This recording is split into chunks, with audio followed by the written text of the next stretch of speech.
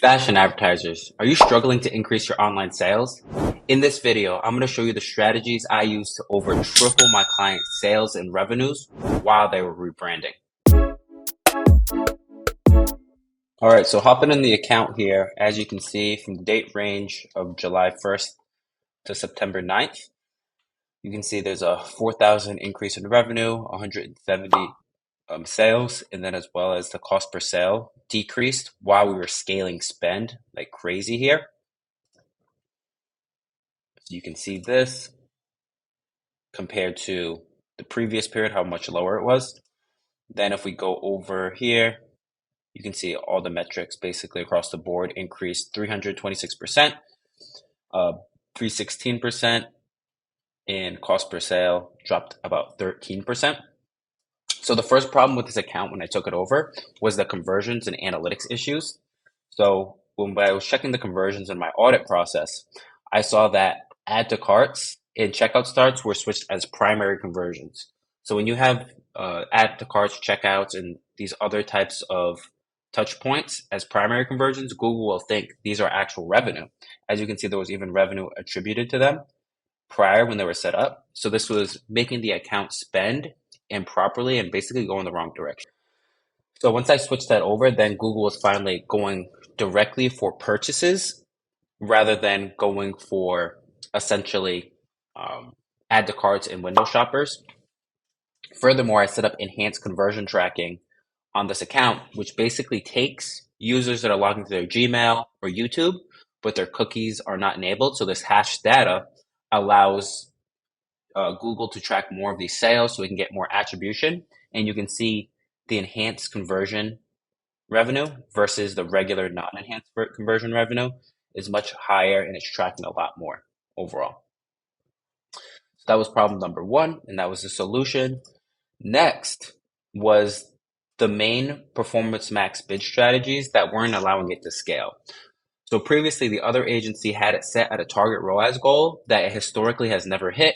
So when you give Google a goal that it is unconfident it can hit, especially Performance Max, it's just not going to spend any of your budget. So the account was basically flatlining, not spending anything, getting a couple sales a day. But what you really need for Performance Max to really optimize is bare minimum one sale a day. So this is about 30 sales for it to be optimized with any bid strategy. So instead of going for tROAS, I set a maximized conversions goal so that we could increase the volume of sales on the account overall. And what we saw essentially was that volume, like sales volume, started increasing drastically compared to the previous period, which helped hit the ROAS target and decrease cost per sale because Google was more allowed to expand and scale rather than just be hit with a artificial target. So that really helped the account overall. Okay, then next on the fun part was actual Performance Max account structure. So the biggest thing that I saw when I took over this account is there were about two Performance Max campaigns running. It was essentially structured into like a product type essentially structure on the account overall, where you have your jewelry, where you have accessories, you have gloves, these different types of product categories and their own PMax campaigns. So when you have it structured like this is fine, but you can't have, when you're launching new campaigns, listing groups have all products in it. So essentially what I saw was one of the old campaigns that were now shut off essentially had every single product in a listing group because Performance Max will automatically do that, where it will essentially add all products in a new listing group if you don't segment it properly, essentially, when you're creating it at the listing group level.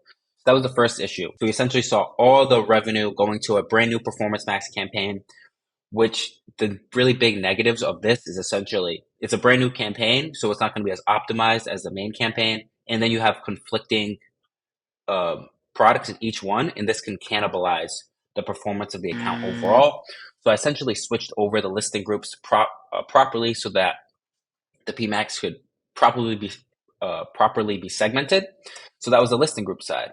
Then another big thing that I see in accounts typically, so if we look at one of the old audience signals, you can see there's so many different signals within this one or audience types within this one signal. So we have a custom segment, which isn't necessarily a bad thing, but we can't have them all mixed together. So we basically have website visitors. We have a gigantic, uh, basically customer or competitors type of audience with keywords in there. So you have no clue which customer website, which grouping of keywords is actually performing well. So it's just like gigantic. And if it does well, how do you scale that? If it's doing bad, how do you trim that back? It's very hard to do that.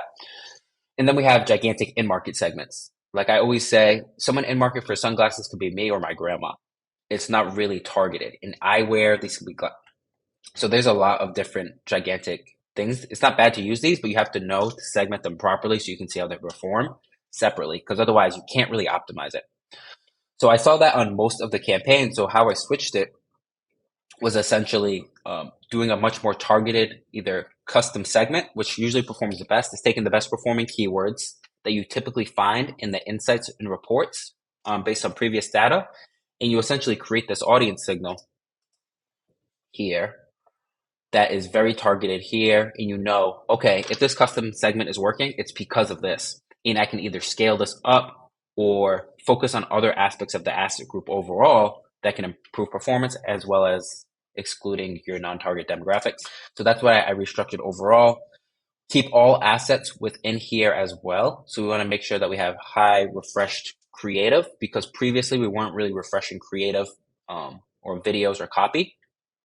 So that these are all things we really want to be analyzing, looking at the details of the account to see which copy, images, and video were performing the best. So another test I did while they were essentially rebranding all like their business information, I had to change a lot of the copy messaging to hit a different angle on the audience. So to test these different angles, I did a chat GPT experiment, which is very helpful when testing different copy, different angles to see how it actually performs. The only thing here is you want to break that out into its own little test. So when I had this chat GPT guided copy that I adjusted, we essentially wanted to see how that performed compared to other ones. And you can see that it was performing pretty well compared to the other basically category where I had a higher conversion rate from just like the initial test. ROAS stayed about even, but the conversion rate is much higher. So essentially getting better qualified users, which is a really good KPI overall when testing different copy. So it's good to continually test this overall in the account. Okay, last but not least, the final optimization I did with this account was essentially prior I had a lot more disapproved items and items with warning. So I basically went through and updated a lot of the product data using a Google Merchant Center supplemental feed. And in the supplemental feed, essentially what you can do is add a bunch of product data. In the data that's coming from your Shopify app, it's much quicker to update within Merchant Center, whether you want to update a title based on the search terms insights, you're seeing certain keywords show up more often. You want to put that more frontmost in the title to increase your click-through rate and lower cost per click. If I'm seeing certain data isn't just filled out, I just added that to like essentially all the products, made sure that I could also segment with custom labels based on like a trending type of insight. So like the Barbie movie, if I saw the Barbie movie was trending, I make a custom label to segment out those types of products, and so that I can segment them and put them in a different group.